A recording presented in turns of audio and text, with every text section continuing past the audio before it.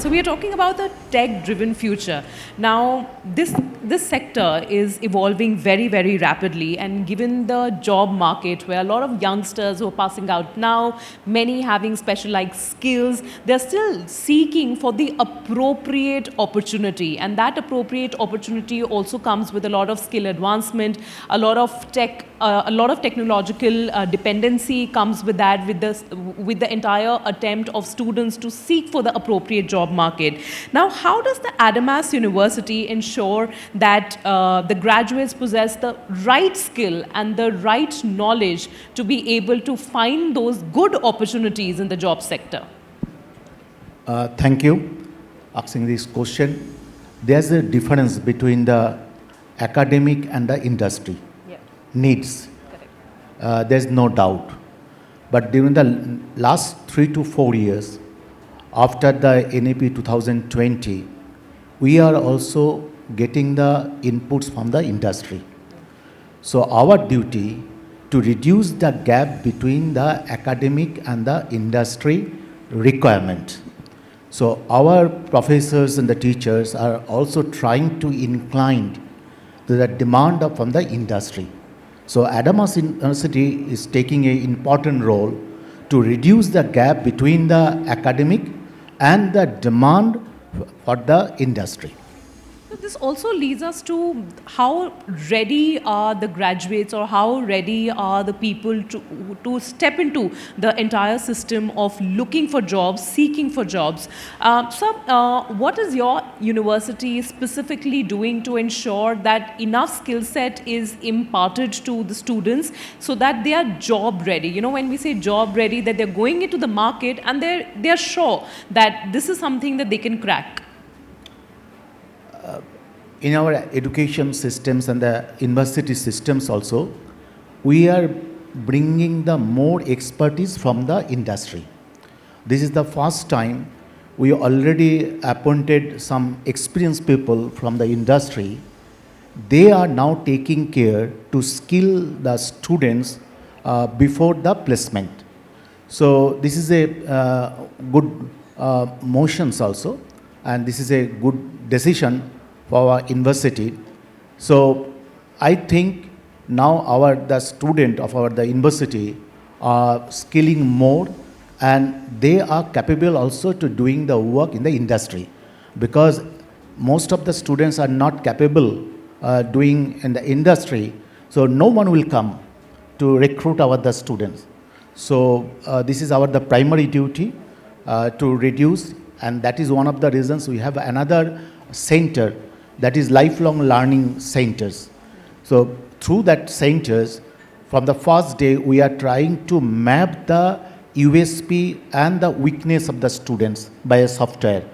And then through that, the lifelong learning centers, we are developing the special skill which is required for the industry. You were speaking about how you've incorporated the demands of the industry as well. For many of our young viewers who are listening to you today, what exactly are the needs of the industry, sir? And how can the students, whether part of your university or otherwise, prepare themselves well in advance for this extremely competitive industry? Now the one slogan is that the AI for all. Already our university made the 2 credits AI course in all with Intel, right? Another, the area we already tied up with the Infosys Springboard, SAP, AWS. We are going to start with the Google also. So that is for the cloud and the AI and ML. So in that way, the requirement from the industry, we are trying to fill, that is the 3-4 things. Because we have to develop the inclinations among the professors or the teachers about the industry. That is the one point. So we are taking the more programs, how we can amalgamate these things. Number 2, we are doing the separate centers, that is the center of learning, to enhance the skills. And number 3, we are bringing also the more people from the industry. So But what about people who are already part of the industry, working professionals, middle-aged professionals who have been working for example, for say more than a decade now? A lot is being said that if you don't upskill yourself, your acceptability, irrespective of which industry or sector it is, goes down during time, and it doesn't matter at what position you are. So in that regard, sir, and you mentioned in the beginning that the industry is ever evolving, how do these already working class people or these industry professionals who have worked for more than a decade, and it's quite difficult to adapt to a changing atmosphere, especially when you're depending on technology a lot, how easy is it for working professionals at this age? After the COVID, the mindset of the Indian people changed because the most of the Indians skilled worker was in a mode that which they have learned during the period, the skill will be continue next 10 to 15 years, right? But after the COVID, too many things is happening in the technology ground also. So now the 2 to 3 years, the demand from the industry and the skill which is required from the students are completely changing. So the mid-class aged employees also are trying to adapt these things. So I think within the next 10 to 15 years, according to the NEP and the ecosystem, will drive them and help to inclination to take this attitude, the continuous relearning should be continued. I think it will help them for the futures. I think in today's time, it's much more easier for new graduates or the younger generation to adapt very, very quickly as compared to the already working professionals who have now, as you said, relearn. So you mentioned about certain ways in which your university is providing holistic development, and we are hearing about this term experiential learning quite a bit. Where do you demarcate the difference between how a student or how a youngster is growing up to become a holistic personality than the focus on complete academics? Because that's where it kind of comes to a loggerhead that should you be more dependent on academics, or is holistic development or holistic development of the entire personality of a student more critical? Yes. Our university, one of the exceptional university in the Eastern India, we have the number of schools like the basic science and the School of Liberal Arts also. So most of the university are trying to only on the basis of the management or the engineering or the law. So to bring the holistics concept, so already we developed the number of schools, number one. And number two, we are very much emphasized in the sports also, right? Last year's our performance as a university in Khelo India was 13th, 1-3, within the 1,800 universities. So we are very focused to develop the sports. At the same time, the intercurriculum subjects also. So we have now the score major and minor. So one student can take as a major subject, that is the computer science, and one student can take at the same time as a minor subject is a law. So I think that these things will help them to make the futures ready for the industry.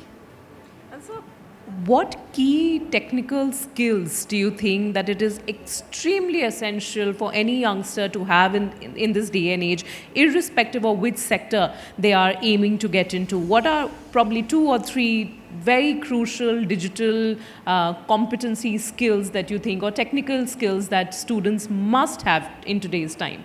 Yes. Already we found, especially in the field of SME, small scale industry. So in that case, the university has a important role, because in case of the small scale industry, there's one definition: small business, small profit, and the small life.